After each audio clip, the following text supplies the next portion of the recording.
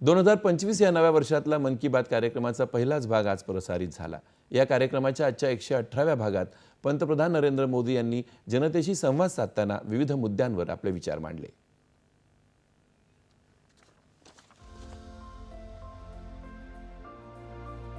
देशात संविधान लागू होऊन यंदा 75 वर्ष पूर्ण होत आहेत। या पार्श्वभूमीवर संविधान सभेत मांडलेल्या विचारांपासून प्रेरणा घेऊन संविधान निर्मात्यांना अभिमान वाटेल अशा भारताच्या उभारणीसाठी काम करावं असं आवाहन पंतप्रधान नरेंद्र मोदी यांनी केलं।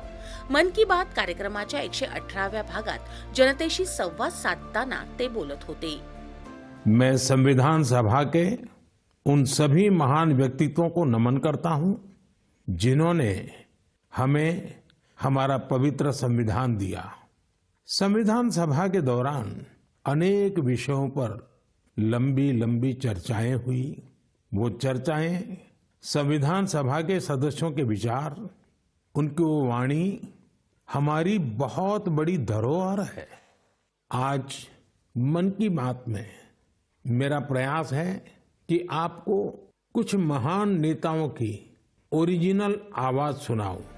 डॉक्टर बाबासाहेब आंबेडकर यांनी संविधान सभेत परस्पर सहकार्याबाबत मांडलेले विचार त्यांनी या कार्यक्रमात ध्वनिफितीद्वारे ऐकवले।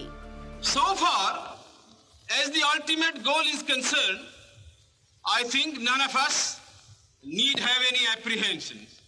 None of us need have any doubt. But my fear, which I must express clearly, is this. Our difficulty, as I said, is not about the ultimate future. Our difficulty is how to make the heterogeneous mess that we have today take a decision in common and march in a cooperative way on that road which is bound to lead us to unity. Our difficulty is not with regard to the ultimate. Our difficulty is with regard to the beginning. Doctor Rajendra Prasad यांनी मानवी मूल्यांप्रती दर्शवलेल्या बांधिलकीचे विचार अधोरेखित करणारी ध्वनिफीत देखील या कार्यक्रमात ऐकवण्यात आली। हमारा इतिहास बताता है और हमारी संस्कृति सिखाती है कि हम शांति प्रिय हैं और रहें। हमारा साम्राज्य, हमारी फतेह दूसरे तरह की रही है।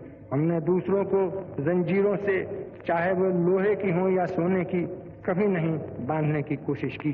हमने दूसरों को अपने साथ लोहे के जंजीर से भी ज्यादा मजबूत मगर सुंदर और सुखद रेशम के धागे से बांध रखा है, और वो बंधन धर्म का है, संस्कृति का है, ज्ञान का है। हम अब भी उसी रास्ते पर चलते रहेंगे और हमारी एक ही इच्छा और अभिलाषा है।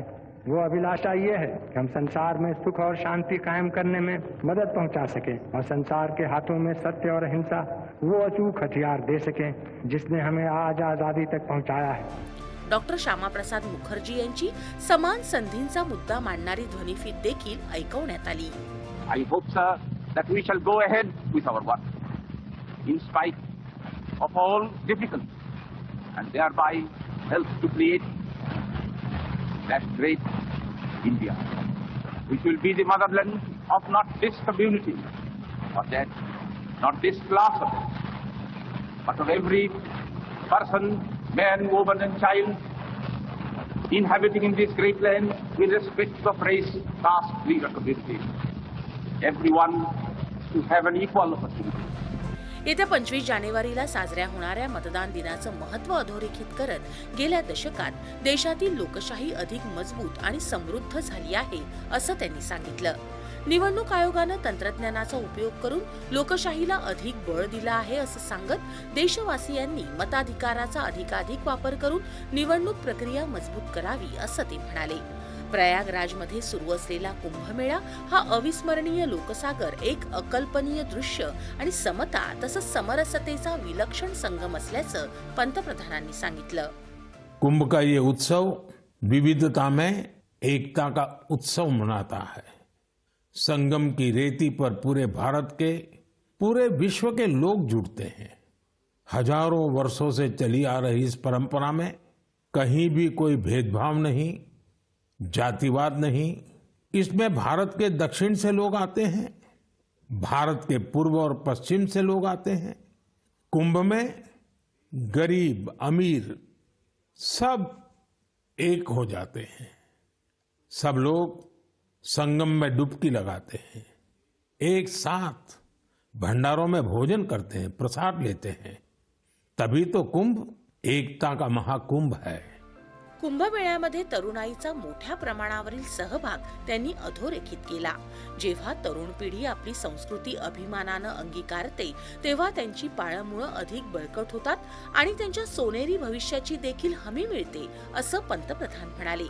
कुंभमेळ्याची जागतिक लोकप्रियता प्रत्येक भारतीयासाठी अभिमानाची बाब असल्याचं ते म्हणाले। पश्चिम बंगालमध्ये साजरा झालेला गंगासागर मेळा रामलल्लाच्या प्राणप्रतिष्ठेचा वर्धापन दिन नमूद करत भारतात साजरे होणारे सण, परंपरा आध्यात्मिक, सामाजिक, सांस्कृतिक आणि आर्थिक अशा प्रत्येक पैलूला बळ देतात, असं त्यांनी सांगितलं। विकासाच्या वाटेवर चालताना हा वारसा जपत त्यापासून प्रेरणा घेऊन पुढे जायचं आहे, असं पंतप्रधान म्हणाले। नव्या वर्षाच्या सुरुवातीलाच उपग्रहांचं डॉकिंग, कृत्रिम उपग्रहांच्या पुंजांचं यशस्वी प्रक्षेपण, अंतराळात बीज अंकुरण या भारतीय अंतराळ क्षेत्रानं बजावलेल्या अनेक ऐतिहासिक कामगिरींबाबत त्यांनी आनंद व्यक्त केला। साथियों, ये सभी उपलब्धियां इस बात का प्रमाण है कि भारत के वैज्ञानिक और इनोवेटर्स भविष्य की चुनौतियों का समाधान देने के लिए कितने विजनरी हैं। हमारा देश आज स्पेस टेक्नोलॉजी में नए कीर्तिमान स्थापित कर रहा है। मैं भारत के वैज्ञानिकों, इनोवेटर्स और युवा उद्यमियों को पूरे देश की ओर से शुभकामनाएं देता हूं। स्टार्टअप इंडिया उपक्रमाला गेल्या 9 वर्षात मिळालेल्या प्रतिसादाबद्दल त्यांनी आनंद व्यक्त करत भारतात निर्माण होत असलेल्या संधींचा पुरेपूर लाभ घेण्याचं आवाहन केलं। देशाचं महान व्यक्तिमत्व नेताजी सुभाषचंद्र बोस यांची येत्या 23 जानेवारीला जयंती आहे। या निमित्तानं पंतप्रधानांनी नेताजींना अभिवादन केलं आणि नेताजींबद्दल अधिकाधिक वाचन करून त्यांच्या जीवनातून सतत प्रेरणा घ्यावी असं आवाहन देखील पंतप्रधानांनी तरुणाईला केलं।